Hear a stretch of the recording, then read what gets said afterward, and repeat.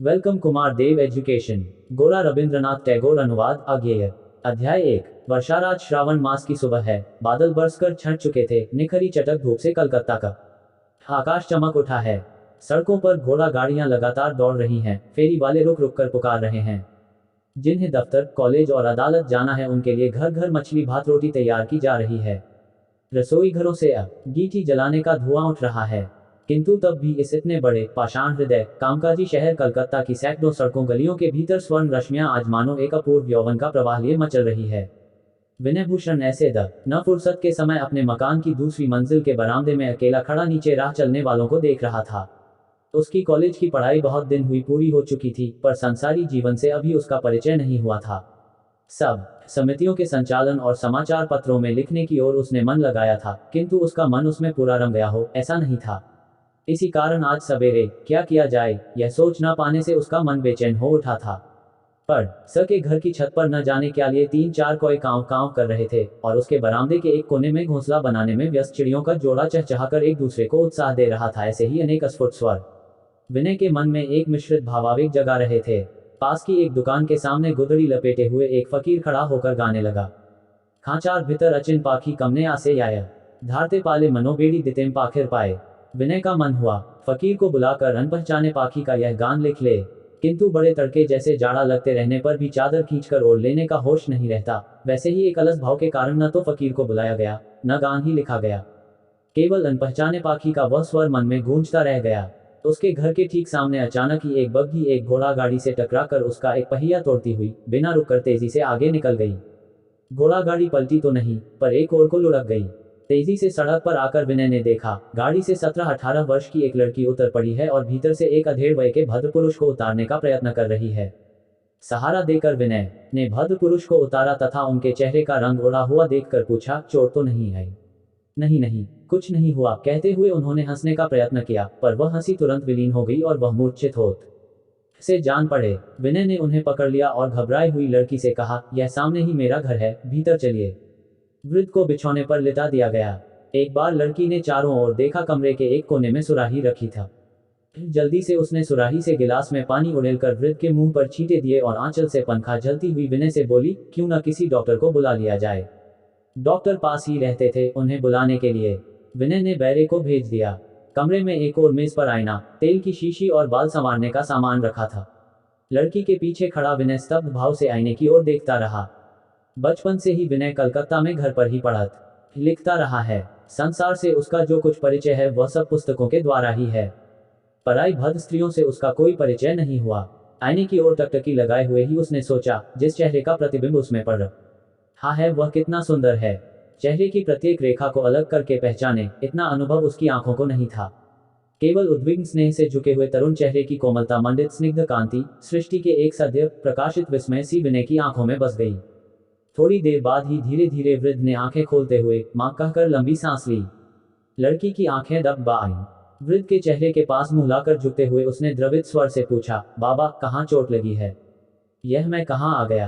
कहते हुए उठ बैठने का प्रयत्न करते वृद्ध के सामने आकर विनय ने कहा, उठिए नहीं, आराम से लेटे रहिए, डॉक्टर आ रहा है। तब सारी घटना उन्हें याद आ गई और उन्होंने कहा, सिर में यहाँ थोड़ा दर्द है, ज्यादा कुछ नहीं है। इतने में जूते चरमराते हुए डॉक्टर भी आ पहुंचे। उन्होंने भी कहा, ऐसी कोई विशेष बात नहीं है। गर्म दूध में थोड़ी ब्रांडी मिलाकर देने का आदेश देकर डॉक्टर चलने लगे। तो वृद्ध बड़े परेशान से होकर उठने लगे। लड़की ने उनके मन की बात समझकर कहा, बाबा आप क्यों परेशान होते हैं, डॉक्टर की फीस और दवा के दाम घर से भेज दिए जाएंगे। कहकर उसने विनय की ओर देख, कैसी आश्चर्यमयी आंखें। वे आंखें बड़ी हैं कि छोटी, काली की भूरी, मानो यह ख्याल ही मन में नहीं उठता, पहली ही नजर में जान पड़ता है इन आंखों में एक अनिंदित प्रभाव है। उनमें संकोच नहीं है, दुविधा नहीं है, एक स्थिर शक्ति से वे भरी है।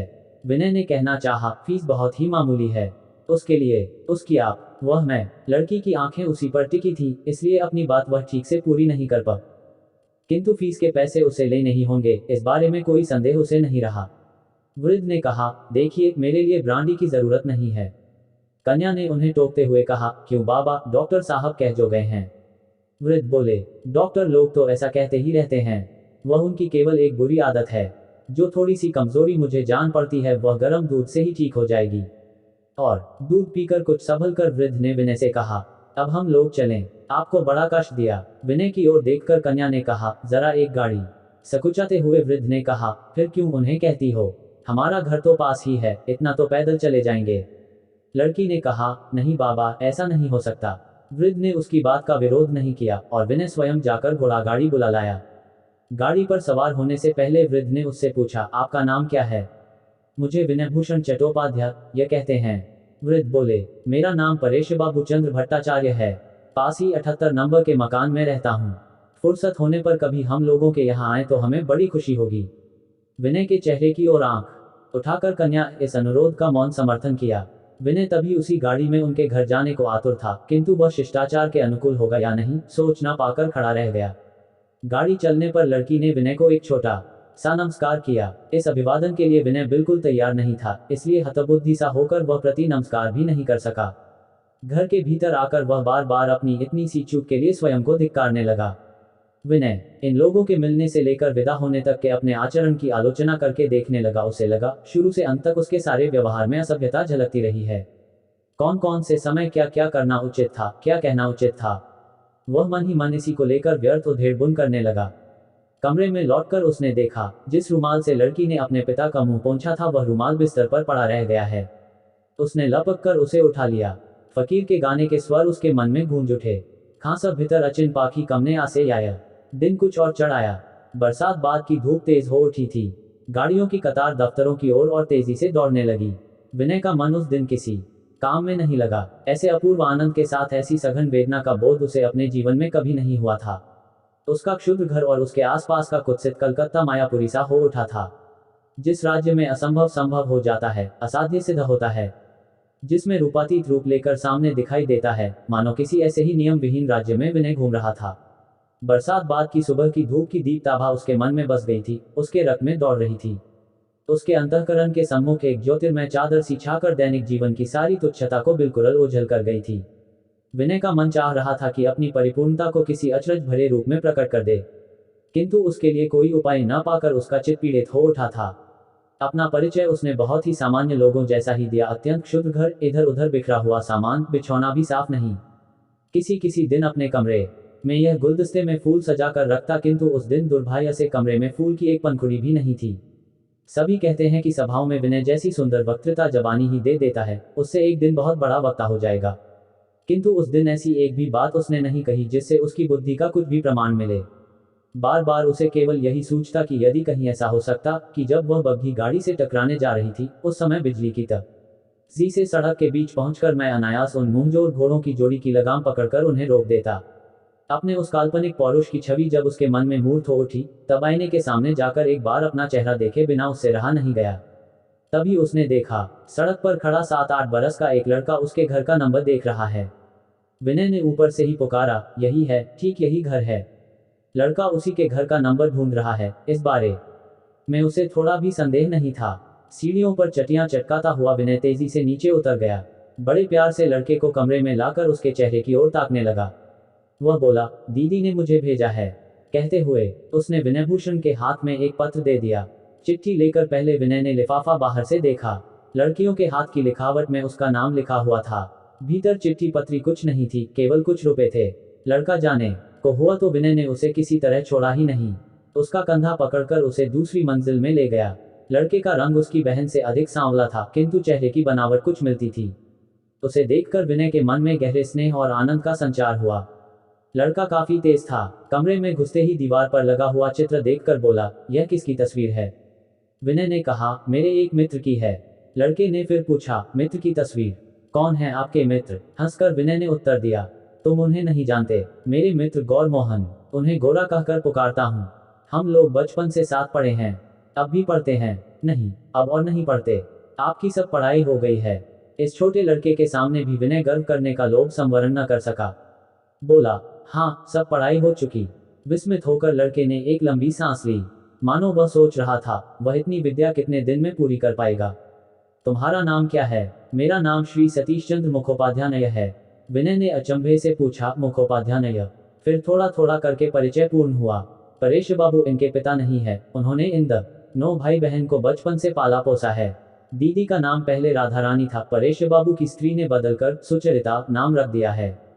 देखते देखते सतीश विनय के साथ खूब घुल मिल गया। जब वह घर जाने के लिए उठा तब विनय ने पूछा, अकेले चले जाओगे? गर्व से उसने कहा, मैं तो अकेला ही जाता हूँ। विनय ने कहा, चलो मैं तुम्हें पहुंचा आता हूँ। अपनी शक्ति पर विनय को अविश्वास करते देखकर सतीश ने खिन्न होकर कहा, क्यों, मैं तो अकेला जा सकता हूँ। अपने अकेले आने जाने के अनेक विस्मयकारी उदाहरण उसने दे डाले। फिर भी उसके घर के द्वार तक विनय उसके साथ क्यों गया, उसका ठीक कारण वह बालक किसी तरह नहीं समझ सका। घर पहुंचकर सतीश ने पूछा, अब आप भीतर नहीं आएंगे? विनय ने अपनी इच्छा का दमन करते हुए कहा, फिर किसी दिन आऊंगा। घर लौटकर विनय वही पता लिखा हुआ लिफाफा जेब से निकालकर बड़ी देर तक देखता रहा। प्रत्येक अक्षर की रेखाएं और बना वर्ड उसे याद हो आईं। फिर रुपयों समेत वह लिफाफा उसने जतन से बक्स में रख दिया। ये कुछ रुपए कभी हाथ तंग होने पर भी खर्च किए जाएंगे, इसकी जैसे कोई संभावना नहीं रही। वर्षा की सांझ में आकाश का अंधकार भी गर्मानो और घना हो गया है। रंगहीन व चित्रहीन बादलों के शब्द दबाव के नीचे कलकत्ता शहर जैसे एक बहुत बड़े उदास कुत्ते की तरह पूंछ के नीचे मुंह छिपा कुंडली बांधकर चुपचाप पड़ा हुआ है। पिछली सांझ से ही बूंदाबांदी होती रही है। इस वर्षा से खिड़की की धूल कीचड़ बन गई है, किंतु कीचड़ को धो डालने या बहा ले जाने लायक वर्षा नहीं हुई। आज तीसरे पहर 4 बजे से बारिश बंद है, लेकिन घटा के आसार अच्छे नहीं हैं। वर्षा आने की आशंका से भरी हुई सांझ की उस बेला में, जब मन न सूने कमरे में टिकता है, न बाहर राहत पाता है, एक तिमंजिले मकान की सीली हुई छत पर 2 जने बेद के मुंहों पर बैठे हैं। बचपन में ये दोनों बंधु इसी छत पर स्कूल से लौटकर दौड़ दौड़ कर खेले हैं। परीक्षा से पहले दोनों चिल्ला चिल्ला कर पाठ रटते हुए पागलों की तरह तेजी से चक्कर काटते हुए इसी छत पर घूमे हैं। गर्मियों में कॉलेज से लौटकर शाम को इसी छत पर भोजन करके तर्क वितर्क करने में ऐसे खो गए कि रात के 2 बज गए हैं, और सवेरे की धूप ने जब उनके चेहरे पर बरसकर उन्हें जगाया है, तब चौंक कर उन्होंने जाना है कि दोनों वहीं चटाई पर पड़े पड़े ही सो गए थे। कॉलेज की परीक्षाएं जब और बाकी न रही, तब इसी छत पर हर महीने एक बार हिंदू हितैषी सभा का अधिवेशन होता रहा है। इन दोनों बंधुओं में एक उसका सभापति है और दूसरा उसका सेक्रेटरी। सभापति का नाम गौरमोहन, जान पहचान के ग उसे गोरा कहकर बुलाते हैं। वह मानो बेतहाशा बढ़ता हुआ आसपास के लोगों से ऊपर उठ गया है। उसके कॉलेज के पंडित जी उसे रजत गिरी कहकर पुकारते थे। उसकी देह का रंग बहुत ही उग्र रूप से चिट्टा था। उसे स्नी गद करने वाली तनिक सी मात्र भी उसमें नहीं थी। करीब 6 फुट लंबा डील, चौड़ी काठी, मानो बाघ के पंजे की तरह, गले का स्वर ऐसा भारी और गंभीर कि एकाएक सुनने पर लोग चौंक कर पूछ बैठते हैं, यह क्या है? उसके चेहरे की गठन भी अनावश्यक रूप से बड़ी और अतिरिक्त कठोर है। गाल और ठोड़ी का उभार मानो दुर्द्वार की दृढ़ अर्गला की भांति, आंखों के ऊपर भौहें जैसे हैं ही नहीं और वहां से माथा कानों की ओर फैलता चला गया है। ओठ पतले और दबे हुए, उनके ऊपर नाक मानो खाड़े की तरह उठी हुई है। आंखें छोटी किंतु तीक्ष्ण, उनकी दृष्टि मानो तीर की धार की तरह दूर अदृश्य में अपना लक्ष्य ताक रही हो, किंतु क्षण भर में ही लौटकर पास की चीज पर भी बिजली की तेजी से चोट कर सकती हो। देखने पर गौरमोहन को सुंदर नहीं कहा जा सकता, किंतु उसे देखे बिना रहा भी नहीं जा सकता। लोगों के बीच होने पर दृष्टि बरबस उसकी ओर खींच जाती है। और उसका मित्र विनय साधारण बंगाली पढ़े लिखे भद्रजन की तरह नम्र किंतु तेजस स्वभाव की सुकुमारता और बुद्धि की प्रखरता के मेल ने उसके चेहरे को एक विशेष कांति दे दी है। कॉलेज में वह बराबर अच्छे नंबर और वृत्ति पाता रहा है। किसी तरह भी गोरा उसके साथ नहीं चल सका। पाठ्य विषयों की ओर गोरा की वैसी रुचि ही नहीं रही। वह विनय की भांति बात को न तो जल्दी समझ सकता था, न याद रख पाता था। विनय मानो उसका वाहन बनकर उसे अपने पीछे पीछे कॉलेज की कई परीक्षाओं से पार खींचता लाया है। गोरा कह रहा था, जो कहता हूँ सुनो। अविनाश जो ब्राह्मण लोगों की बुराई कर रहा था, उससे यही जान पड़ता है कि वह ठीक स्वस्थ स्वाभाविक अवस्था में है। इस पर अचानक तुम ऐसे क्यों बिगड़ उठे? क्या अजीब बात है? उस बारे में कोई सवाल भी हो सकता है, मैं तो सोच ही नहीं सकता था। ऐसा है तो खोट कहीं तुम्हारे ही मन में है। लोगों का एक गुट समाज के बंधन तोड़कर हर बात में उल्टा चलने लगे, और समाज के लोग अविचलित भाव से उनकी बातों पर विचार करते रहें, यह स्वाभाविक नियम नहीं है। समाज के लोग उनको गलत समझे ही, वह जो सीधा करेंगे इनकी नजरों में वह टेढ़ा दिखेगा ही, उनका इनके निकट बुरा होगा ही, और ऐसा होना उचित भी है। समाज तोड़कर मनमाने ढंग से निकल जाने की जो सजाएं हैं, यह भी उनमें से एक है। विनय जो स्वाभाविक है वह अच्छा भी है, यह तो नहीं कहा जा सकता। कुछ गर्म होकर गोरा ने कहा, हमें अच्छे से मतलब नहीं है। दुनिया में 2-4 जने अच्छे रहें तो रहें, पर बाकी सब स्वाभाविक ही रहें तो ही ठीक है। जिन्हें ब्रह्मा बनकर बहादुरी दिखाने का शौक है, अब्रह्म लोग उनके सब कामों को उल्टा समझकर उनकी निंदा करें, इतना कष्ट उन्हें सहना ही होगा। वे स्वयं भी छाती फुलाकर इतराते फिरें और उनके विरोध भी पीछे पीछे वाह वाह करते चलें, ऐसा दुनिया में नहीं होता। यदि होता भी तो दुनिया का कुछ भला न होता। मैं गुट की निंदा की बात नहीं कहता, व्यक्तिगत गुट की निंदा कोई निंदा थोड़े ही है, वह तो अपनी अपनी राय देने की बात है। निंदा तो व्यक्तिगत ही हो सकती है। अच्छा साधु महाराज, आपने क्या कभी निंदा नहीं की? की है, बहुत की है, पर उसके लिए मैं लज्जित हूँ। दाहिने हाथ की मुट्ठी बांधते हुए गोरा ने कहा, नहीं विनय, यह नहीं हो सकता, किसी तरह नहीं हो सकता। थोड़ी देर विनय चुप रहा, फिर बोला, क्यों, क्या हुआ? तुम्हें भय किस बात का है? गोरा, मैं साफ देख रहा हूँ, तुम अपने को कमजोर बना रहे हो। थोड़ा उत्तेजित होते हुए विनय ने कहा, कमजोर? तुम जानते हो, मैं चाहूं तो उनके घर अभी जा सकता हूं। उन्होंने मुझे निमंत्रित भी किया है, पर मैं गया नहीं। गोरा, हाँ, किंतु तुम गए नहीं, तुम इसी बात को किसी प्रकार भूल नहीं पा रहे हो। दिन रात यही सोचते हो कि मैं गया नहीं, मैं उनके घर गया नहीं, इससे तो हो आना ही अच्छा है। विनय, तो क्या तुम जाने को कह रहे हो? घुटने पर हाथ पटकते हुए गोरा ने कहा, नहीं, मैं जाने को नहीं कहता। मैं तुम्हें यही शिक्षा दे रहा हूं कि तुम जिस दिन जाओगे, उस दिन बिल्कुल पूरे चले जाओगे। अगले दिन से उनके घर खाना पीना शुरू कर दोगे और ब्रह्म समाज के खाते में नाम लिखकर एकदम श्रेष्ठ प्रचारक हो जाओगे। विनय, क्या बात करते हो? और उससे आगे? गोरा, उससे आगे मरने से बड़ी दुर्गति और क्या होगी? ब्राह्मण के लड़के होकर तुम चमारों में जाकर मरोगे, आचार विचार कुछ नहीं रहेगा। दिशाहीन नाव की तरह पूर्व पश्चिम की ज्ञान लुप्त हो जाएगा। तब तुम्हें लगेगा कि जहाज को बंदरगाह पर लाना ही गलत है, संकीर्णता है। डॉट डॉट केवल बेमतलब बहते रहना ही वास्तव में जहाज चलाना है। किंतु यह सब फिजूल की बक बक करने का मुझमें धीरज नहीं है। मैं कहता हूं, तुम जाओ। अध पतन के पंख की ओर पांव वह बढ़ाकर खड़े खड़े हमें भी क्यों डरा रहे हो? विनय हंस पड़ा, बोला, डॉक्टर के निराश हो जाने से ही तो रोगी हमेशा मर नहीं जाता। मौत सामने खड़ी होने के मुझे तो कोई लक्षण नहीं दिखते। गोरा, नहीं दिखते? विनय, नहीं। गोरा, गाड़ी छूटती नहीं जान पड़ती? विनय, नहीं, बहुत अच्छी चल रही है। गोरा, ऐसा नहीं लगता कि परोसने वाला हाथ अगर सुंदर हो तो मलेच्छ का अन्न भी देवता का प्रसाद हो जाता है? विनय अत्यंत संकुचित हो उठा, बोला, बस, अब चुप हो जाओ। गोरा, क्यों, किसी के अपमान की तो इसमें कोई बात नहीं है। वह सुंदर हाथ कोई अस्पृश्य तो है नहीं। जिस पवित्र कर पल्लव को पराये पुरुषों के साथ शेक हैंड भी चलता है, उसका उल्लेख भी तुम्हें सहन नहीं होता। तदानाशन से मरना है संजय। विनय, देखा गोरा, मैं स्त्री जाति में श्रद्धा रखता हूँ। हमारे शास्त्रों में भी उद्धरण चिन्ह। गोरा, स्त्री जाति में तुम जैसी श्रद्धा रखते हो उसके लिए शास्त्रों की दुहाई मत दो। उसको श्रद्धा नहीं कहते। जो कहते हैं यदि वह जबान पर लाऊंगा तो मारने दौड़ेगे। विनय, यह तुम्हारी जाति है।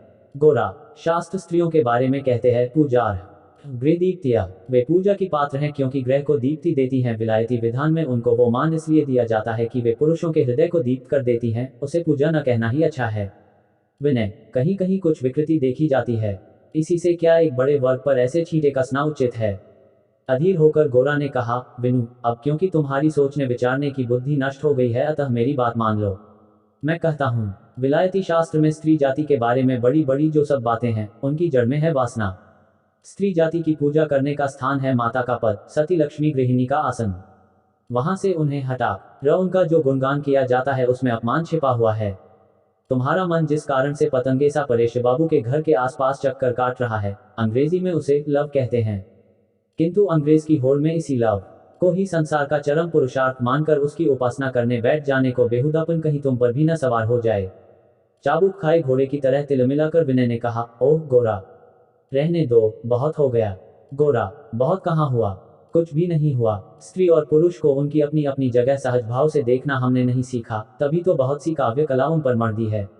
विनय ने कहा, अच्छा, माना कि स्त्री पुरुष का संबंध जहां रहकर सहज हो सकता, हम प्रवृत्ति की सनक में पड़कर उससे आगे बढ़ जाते हैं और इस तरह उसे झूठा कर देते हैं।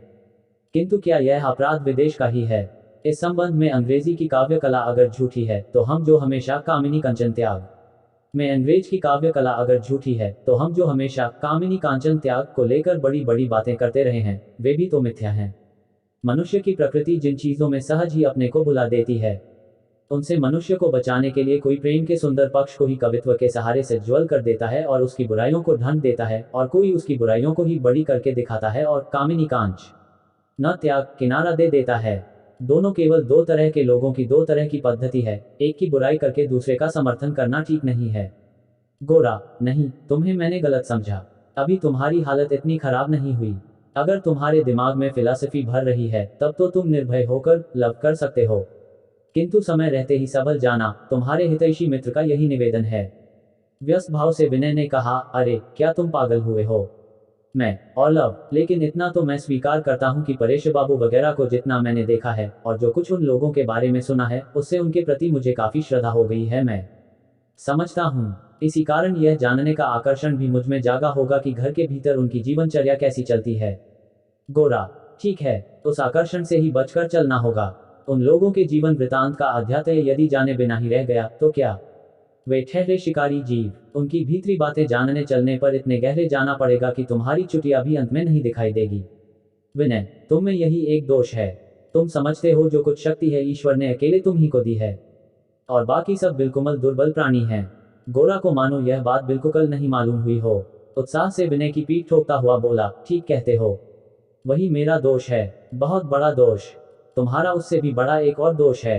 किसका मन कितनी चोट सह सकता है इसका कुछ भी अंदाजा तुम्हें नहीं है।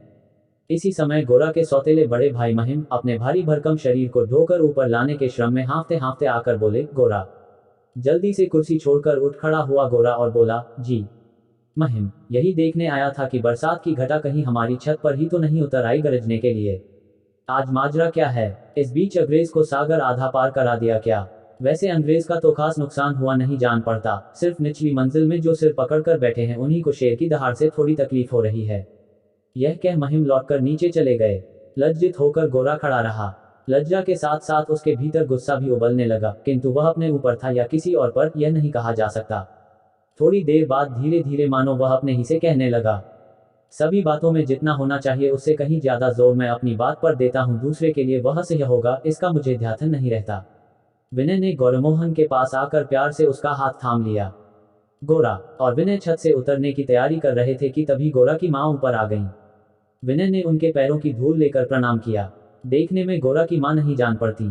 वह बहुत ही दुबली पतली और संयत हैं। बाल यदि कुछ पके भी हों तो बाहर से मालूम नहीं होता, आजकल देखने पर यही जान पड़ता है कि उनकी उम्र 40 से कम ही होगी। चेहरे की बनावट अत्यंत सुकुमार, नाक, ओठ, ठोड़ी और ललाट की रेखाएं सब मानो बड़े यत्न से उकेरी हुई, शरीर का प्रत्येक अंग नपातुला। चेहरे पर हमेशा एक ममत्व और तेजस्वी बुद्धि का भाव झलकता रहता है। श्याम वर्ण रंग, जिसका गोरा के रंग से कोई मेल नहीं है। उनको देखते ही एक बात की ओर हर किसी का ध्यान जाता है कि साड़ी के साथ कमीज पहने रहती हैं। जिस समय की हम बात कर रहे हैं उन दिनों यद्यपि आधुनिक समाज में स्त्रियों में शमीज या ऊपर के वस्त्र पहनने का चलन शुरू हो गया था, तथापि शालीन गृहिणियां इसे निरा खरिस्तानीपन कहकर इसकी अवज्ञा करती थी। आनंदमयी के पति कृष्णदयाल बाबू कमिश्रिएट में काम करते थे। जवानी से ही आनंदमयी उनके साथ पश्चिम में रही थी। इसी कारण यह संस्कार उनके मन पर नहीं पड़ा था कि अच्छी तरह बदन ढंकना या ऐसे कपड़े पहनना लज्जा की या हंसी की बात है। बर्तन मांझ घिसकर, घर बार धो पोंछ कर, रांधना बनाना, सिलाई कढ़ाई और हिसाब गिनती करके, कपड़े धोकर धूप दिखाकर अड़ोस पड़ोस की खोज खबर लेकर भी उनका समय चुकता ही नहीं। अस्वस्थ होने पर भी वह शरीर से किसी तरह की ढिलाई नहीं बरतती। कहती हैं, बीमारी से तो मेरा कुछ नहीं बिगड़ेगा, लेकिन काम किए बिना कैसे चलेगा। गोरा की माँ बोली। गोरा की आवाज जब नीच सुनाई पड़ती है तो मैं फौरन जान जाती हूँ कि जरूर विनू आया होगा। पिछले कई दिन से घर में बिल्कुल शांति थी। क्या हुआ था बेटा, तू इतने दिन आया क्यों नहीं? कुछ बीमार तो नहीं रहा? सकुचाते हुए विनय ने कहा, नहीं माँ, बीमार नहीं, लेकिन यह आंधी पानी। उद्धरण चिन्ह। गोरा बोला, क्यों नहीं? इसके बाद बरसात जब खत्म हो जाएगी तब विनय बाबू कहेंगे कड़ी धूप पड़ रही है। देवता को दोष देने से वे कोई सफाई तो दे नहीं सकते। इनके मन का असली भेद तो अंतर्यामी ही जानते हैं। विनय बोला, क्या फिजूल बकते हो गोरा? आनंदमयी बोली, ठीक तो है बेटा, ऐसे नहीं कहा करते। मनुष्य का मन कभी ठीक रहता है, कभी नहीं रहता। सब दिन एक जैसे थोड़े ही होते हैं। इसको लेकर उलझने से और झंझट खड़ा होता है। चल विनू, मेरे कमरे में चल, तेरे लिए कुछ परोस कर आई हूँ। सिर हिलाकर गोरा ने जोर से कहा, नहीं माँ, यह नहीं होने का। तुम्हारे कमरे में विनय को नहीं खाने दूंगा। आनंदमयी, वाह रे, क्यों रे, तुझे तो मैंने कभी खाने को नहीं कहा। इधर तेरे पिता भी महाशुद्धाचारी हो गए हैं, खुद का बनाया छोड़कर कुछ खाते नहीं। मेरा नू अच्छा लड़का है, तेरी तरह कट्टर नहीं है। तू इसे जबरदस्ती बांध कर रखना चाहता है। गोरा, बिल्कुल ठीक, मैं इसे बांध कर ही रखूंगा। तुम जब तक उस खरिस्तान नौकरानी लक्ष्मिया को भगा नहीं देती तब तक तुम्हारे कमरे में खाना नहीं हो सकेगा। आनंदमयी, अरे गोरा, ऐसी बात तुझे जबान पर नहीं लानी चाहिए। हमेशा से तू उसके हाथ का बना खाता रहा है, उसी ने तुझे बचपन से पाल पोस कर बड़ा किया है। अभी उस दिन तक उसके हाथ की बनाई चटनी के बिना तू जे खाना नहीं रुचता था। जब बचपन में तुझे माता निकली थी तब लक्ष्मिया ने ही तेरी सेवा करके तुझे बचाया, वह मैं कभी नहीं भूल सकूंगी। गोरा, उसे पेंशन दे दो, जमीन खरीद दो, घर बनवा दो, जो चाहो कर दो, किंतु उसे और नहीं रखा जा सकता माँ। आनंदमयी, गोरा, तू समझता है पैसा देकर ही सब ऋण चुकता हो जाते हैं।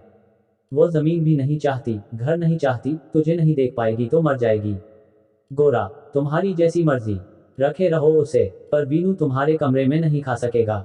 जो नियम है वह मानना ही होगा, उससे इधर उधर किसी तरह नहीं हुआ जा सकता। माँ, तुम इतने बड़े अध्यापक वंश की हो, तुम जो आचार का पालन नहीं करती है। उद्धरण चिन्ह। आनंदमयी, रे, पहले तेरी माँ आचार मानकर ही चलती थी, इसी के लिए उसे कितने आंसू बहाने पड़े। तब तू कहाँ था? रोज शिव की प्रतिष्ठा करके पूजा करने बैठती थी और तेरे पिता उठाकर सब फेंक देते थे। उन दिनों अपरिचित ब्राह्मण के हाथ का खाते भी मुझे घृणा होती थी। उन दिनों हर जगह रेल नहीं जाती थी। बैलगाड़ी में, डाका गाड़ी में, पालकी में, ऊंट की सवारी में कितने ही दिन मैंने उपवास में काटे। क्या सहज ही तुम्हारे पिता मेरा आचार भंग कर सके? वह सब जगह मुझको साथ लेकर घूमते फिरते थे, इसीलिए उनके साहब अफसर उनसे खुश थे और उनकी तनख्वाह भी बढ़ती गई। इसीलिए उन्हें बहुत दिनों तक एक ही जगह रहने दिया जाता, कोई बदली करना न चाहता। अब तो बुढ़ापे में नौकरी से छुट्टी पाकर बहुत सा पैसा जमा करके सहसा वह बड़े आचारवान हो उठे हैं, किंतु मुझसे वह नहीं होगा। मेरी 7 पीढ़ी के संस्कार एक एक करके उखाड़ फेंके गए। अब क्या कह देने भर से ही फिर जम जाएंगे। गोरा, अच्छा, पिछली पीढ़ियों की बात तो छोड़ो, वे लोग आपत्ति करने आने वाले नहीं, किंतु हम लोगों की खातिर तुम्हें कुछ बातें मानकर ही चलना होगा। शास्त्र की मर्यादा नहीं रखता तो न सही, स्नेह का मान तो रखना होगा। आनंदमयी, तू मुझे इतना क्या समझा रहा है? मेरे मन में क्या होता है वह मैं ही जानती हूँ। यदि मेरे कारण स्वामी और पुत्र को पग पग पर मुश्किल ही होने लगी तो मुझे क्या सुख मिलेगा? किंतु तुझे गोद लेते ही मैंने आचार को बहा दिया था, यह तू जानता है। छोटे बच्चे को छाती से लगाकर ही समझ में आता है कि दुनिया में जात लेकर काई नहीं जन्मता। जिस दिन यह बात मेरी समझ में आ गई, उसी दिन से मैंने यह निश्चित रूप से जान लिया कि यदि मैं खरिस्तान या छोटी जात कहकर किसी से घृणा करूंगी तो ईश्वर तुझे भी मुझसे छीन लेंगे। तू मेरी गोद भरकर मेरे घर में प्रकाश किए रहे तो मैं दुनिया की किसी भी जात के लोगों के हाथ का पानी पी लूंगी। विनय के मन में आज आनंदमयी की बात सुनकर हठात एक धुंधले संदेह का आभास हुआ। एक बार उसने आनंदमयी के और एक बार गोरा के मुंह की ओर देखा, किंतु फिर तत्क्षण ही तर्क का भाव मन से निकाल दिया। गोरा ने कहा, माँ, तुम्हारा तर्क ठीक समझ में नहीं आया। जो लोग आचार विचार करते हैं और शास्त्र मानकर चलते हैं उनके घर में भी तो बच्चे बने रहते हैं। तुम्हारे लिए ही ईश्वर अलग कानून बनाएंगे, ऐसी बात तुम्हारे मन में क्यों आई? आनंदमयी, जिसने मुझे तुम्हें दिया उसी ने ऐसी बुद्धि भी दी, इसका मैं क्या करूं? इसमें मेरा कोई बस नहीं। किंतु पगले, तेरा पागलपन देखकर मैं हंसू या रोऊं, कुछ समझ में नहीं। खैर, वह सब बात जाने दो। तो विनय मेरे कमरे में नहीं खाएगा। गोरा, उसे तो मौका मिलने की देर है, अभी दौड़ेगा। वह ब्राह्मण का लड़का है, 2 टुकड़े मिठाई देकर यह बात उसे भुला देने से नहीं चलेगा। उसे बहुत त्याग करना होगा, प्रवृत्ति को दबाना होगा, तभी वह अपने जन्म के गौरव की रक्षा कर सकेगा। लेकिन माँ, तुम बुरा मत मानना, मैं तुम्हारे पांव पड़ता हूँ। आनंदमयी, बुरा क्यों मानूंगी? तू जो कर रहा है जानकर नहीं कर रहा है, यह मैं तुझे बताए देती हूँ। मेरे मन में यही क्लेश रह गया कि तुझे मैंने आदमी तो बनाया, किंतु खैर छोड़ इसे। तू जिसे धर्म कहता फिरता है उसे मैं नहीं मान सकूंगी।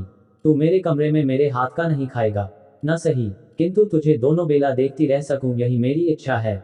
विनय बेटा, तुम ऐसे उदास न हो, तुम्हारा मन कोमल है। तुम सोच रहे हो कि मुझे चोट पहुंची, लेकिन ऐसा नहीं है बेटा। फिर किसी दिन नेता देकर किसी अच्छे ब्राह्मण के हाथ से बना तुम्हें खिल दूंगी, उसमें अड़चन कौन सी है? मैं ढीठ हूँ, लक्ष्मिया के हाथ का पानी पीऊंगी, यह मैं सभी से कहे देती हूँ। गोरा की मां नीचे चली गई। कुछ देर विनय चुप खड़ा रहा, फिर धीरे धीरे बोला, गोरा, यह तो कुछ जाति हो रही है। गोरा, किसकी जाति? विनय, तुम्हारी।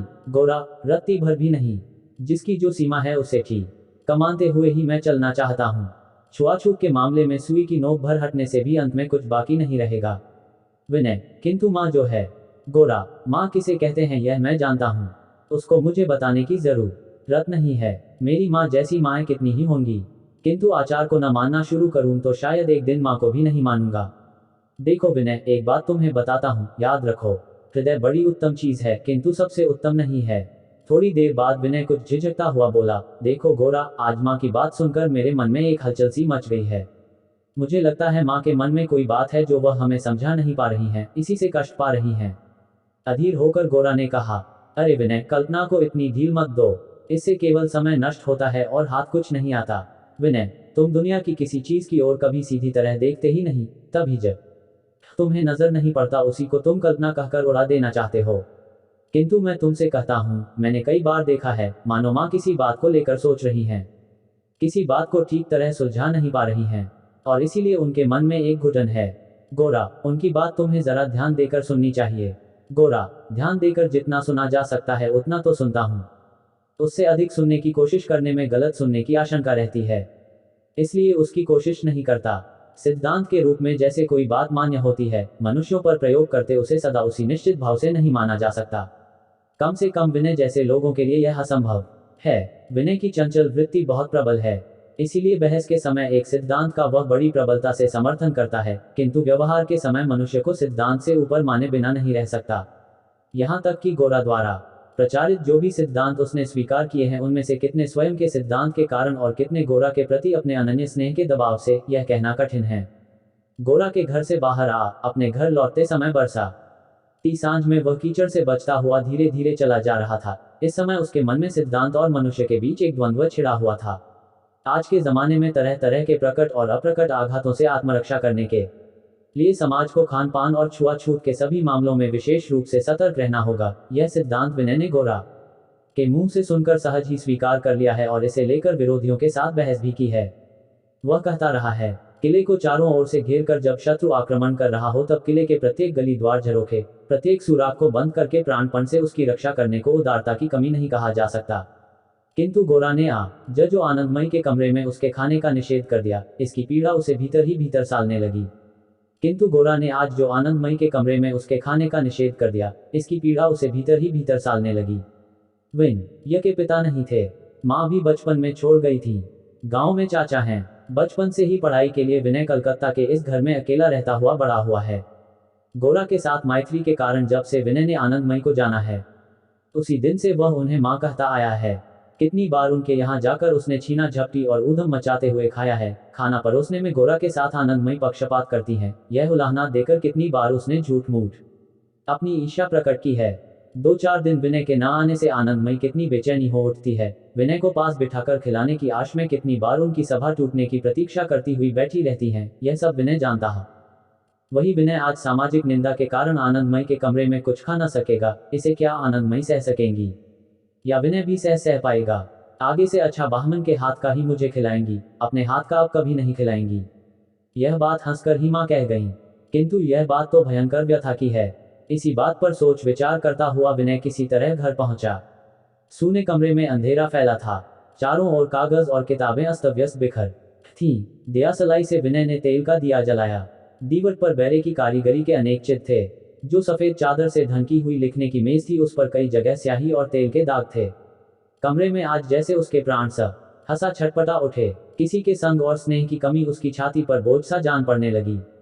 देश का उद्धार, समाज की रक्षा इत्यादि कर्तव्यों को वह किसी तरह भी स्पष्ट और सत्य करके अपने सामने नहीं खड़ा कर सक। इनसे कहीं अधिक सत्य वह अनपहचाना पाखी है जो एक दिन सावन की उज्ज्वल सुंदर सुबह में पिंजरे के पास तक आकर पिंजरा छोड़कर चला गया है। किंतु उस पाखी की बात को विनय किसी तरह भी मन में जगह नहीं देगा, किसी तरह नहीं। इसीलिए मन को ढांढसा देने के लिए आनंदमयी के जिस कमरे से उसे गोरा ने लौटा दिया, उसी कमरे का चित्र वह मन पर आंकने लगा। साफ सुथरी पच्चीकारी किया फर्श मानो झिलमिला रहा है। एक तरफ तख्त पर सफेद राजहंस के पंख सा कोमल स्वच्छ बिछौना है। उसके पास ही एक छोटी चौकी पर अरंडी के तेल की धिबरी अब तक जला दी गई होगी। माँ निश्चय ही रंग बिरंगे धागे लिए धिबरी के पास नीचे झुककर फूल काट रही होंगी। नीचे फर्श पर बैठी लक्ष्मनिया अपने अजीब उच्चारण वाली बंगला में बकवास करती जा रही होगी और माँ उसका अधिकांश अनसुना करती जा रही होंगी। जब भी माँ के मन को कोई चोट पहुंचती है वह कड़ाई लेकर बैठ जाती है। विनय अपने मन की आंखों को उनके उसी काम में लगे स्तब्ध चेहरे पर स्थिर करने लगा। मन ही मन वह बोला, इसी चेहरे की स्नेह दीप्ति मेरे मन की सारी उलझन से मेरी रक्षा करे। यही चेहरा मेरी मातृभूमि की प्रतिमा हो जाए, मुझे कर्तव्य की प्रेरणा दे और कर्तव्य पथ पर दृढ़ रखे। उसने मन ही मन एक बार माँ कहकर उन्हें पुकारा और कहा, तुम्हारा अन्न मेरे लिए अमृत नहीं है। यह बात मैं किसी भी शास्त्र के प्रमाण से कभी नहीं मानूंगा। सूने कमरे में दीवार घड़ी की टिक टिक गूंजने लगी। वहां बैठना विनय के लिए असह्य हो उठा। दीवार के पास दीवार पर एक छिपकली पतंगों की ओर लपक रही थी। कुछ देर विनय उसकी ओर देखते देखते उठ खड़ा हुआ और छाता उठाकर बाहर निकल पड़ा। वह क्या करने घर से निकला है? उसके मन में यह स्पष्ट नहीं था। शायद आनंदमयी के पास ही लौट जाएगा, कुछ ऐसा ही उसका भाव था। किंतु न जाने कैसे अचानक उसके मन में आ गया, आज रविवार है, आज ब्रह्म सभा में केशव बाबू का व्याख्यान सुना जाए। यह बात मन में आते ही दुविधा छोड़ विनय तेजी से उधर चलने लगा। व्याख्यान सुनने का समय अधिक नहीं बचा है, वह जानता था, फिर भी उसका निश्चय विचलित नहीं हुआ। नियत स्थान पहुंचकर उसने देखा, उपासक उठकर बाहर आ रहे हैं। छाता लगाए लगाए एक ओर हटकर वह कोने में खड़ा हो गया। ठीक उसी समय मंदिर से परेश बाबू शांत और प्रसन्न मुद्रा में बाहर निकले। उनके साथ 4-5 उनके परिजन भी थे। विनय ने उनमें से केवल एक के तरुण मुख को सड़क पर लगे गैस लैंप के प्रकाश में क्षण भर के लिए देखा, फिर गाड़ी के पहियों के शब्द के साथ सारा दृश्य अंधकार के महासमुद्र में विलीन हो गया। Thank for watching. Like share subscribe.